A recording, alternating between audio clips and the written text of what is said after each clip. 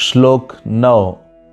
वैकुंठा जनितो वरा मधुपुरी तत्रापि रासोत्सवाद वृंदारण्यमुदारपानिरमना तत्रापि गोवर्धना राधाकुण्डमिहापि गोकुलपते प्रेमामृताप्लावनात् कुर्यादस्य विराजतो गिरितटे सेवां विवेकेन का।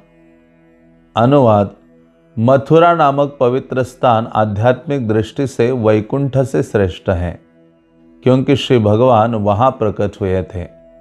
मथुरा पुरी से श्रेष्ठ वृंदावन का दिव्य वन है, क्योंकि वहां भगवान श्री कृष्ण ने रास लीला रचाई थी। वृंदावन के वन से भी श्रेष्ठ गोवर्धन पर्वत है, क्योंकि इसे भगवान श्री कृष्ण ने अपने दिव्य हाथ से उठाया था और ये उनके विविध प्रेममयी लीलाओं का स्थल रहा है।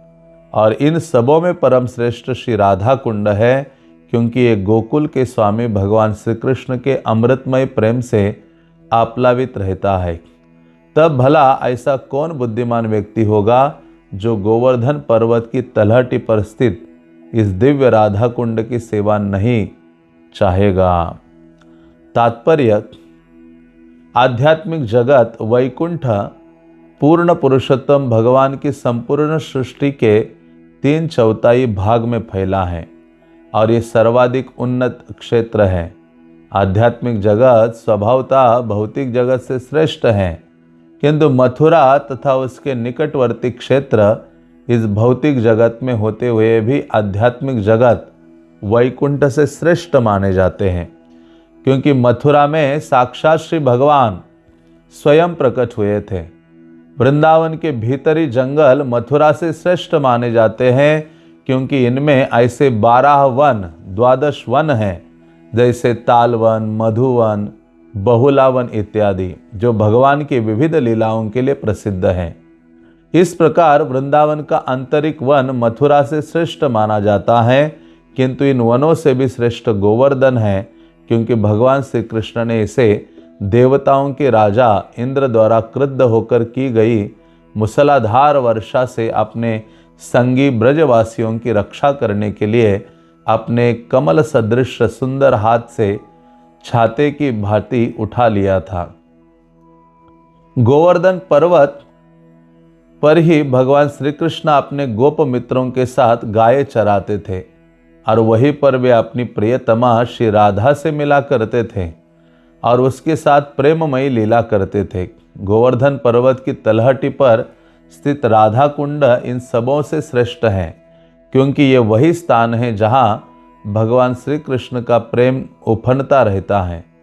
उच्च कोटि के भक्त राधा कुंड में निवास करना अधिक पसंद करते हैं, क्योंकि ये स्थान भगवान श्री कृष्ण तथा राधा रानी के पारस्परिक सनातन प्रेम व्यापार की अनेक स्मृतियों रति विलास का स्थल है। चैतन्य चरितामृत मध्य लीला में कहा गया है कि जब श्री चैतन्य महाप्रभु ने सर्वप्रथम वृंदावन भूमि के दर्शन किए, तो वे आरंभ में राधा कुंड के स्थान का पता नहीं लगा पाए। इसका अर्थ यह है कि श्री चैतन्य महाप्रभु वास्तव में राधा कुंड के सही स्थान की खोज में थे। अंत में उन्हें वो पवित्र स्थान मिल गया जहाँ पर एक छोटा सा तालाब था। उन्होंने उस छोटे से तालाब में स्नान किया और अपने भक्तों को बताया कि यही वास्तव में राधा कुंड है। बाद में भगवान श्री चैतन्य के भक्तों द्वारा इस ताल की खुदाई करवाई गई, जिसमें 6 गोस्वामी यथारूप तथा श्री रूप रघुनाथ दास गोस्वामी आदि प्रमुख थे। इस समय वहां पर राधा कुंड नाम से एक विशाल सरोवर है। श्री रूप गोस्वामी ने राधा कुंड को अत्यधिक महत्व प्रदान किया है, क्योंकि श्री चैतन्य महाप्रभु इसे खोज निकालना चाहते थे। तब ऐसा कौन होगा जो राधा कुंड को छोड़कर अन्यत्र निवास करना चाहे। दिव्य बुद्धि से युक्त कोई भी व्यक्ति ऐसा करना नहीं चाहेगा, लेकिन राधा कुंड के महत्व को न तो अन्य वैष्णव संप्रदाय वाले समझ सकते हैं और न ही भगवान चैतन्य महाप्रभु की भक्ति में अरुचि रखने वाले लोग ही राधा कुंड के आध्यात्मिक महत्व तथा उसकी दिव्य प्रकृति को समझ सकते हैं। इस प्रकार राधा कुंड मुख्यतया गौड़ीय वैष्णव द्वारा पूजित है, जो भगवान श्री कृष्ण चैतन्य महाप्रभु के अनुयायी है। हरे कृष्णा।